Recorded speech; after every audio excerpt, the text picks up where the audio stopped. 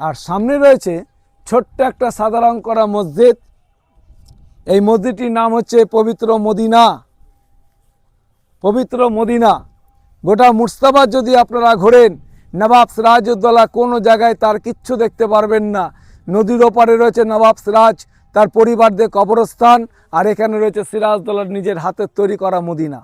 নবাব সিরাজউদ্দৌলার যিনি দাদু ছিলেন, দাদুর নাম নবাব আলীবর্দী খাঁ।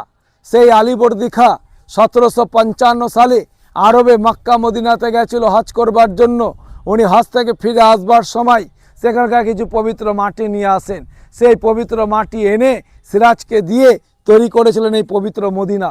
মদিনা তৈরি করবার কারণ, অনেক মুসলিম ভাই আছেন যারা পয়সার অভাবে আরবে যেতে পারে না মক্কা মদিনাতে হজ করার জন্য, তারা হজটা যাতে এখানে এসে পূরণ করতে পারেন তাদের স্বার্থে সিরাজউদ্দৌলা এই মদিনা 1756 সালে তৈরি করেন।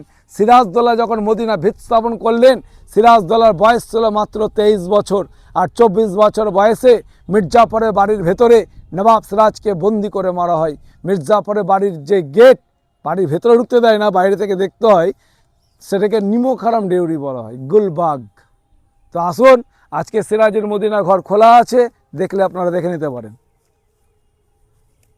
দাদা, যদি ভেতরে যদি আপনাদের যেতে হয় তাহলে জুতোটা একটা সাইডে খুলে দেবেন, দিয়ে আপনারা যান মদিনা মসজিদ ঘুরে দেখে আসুন।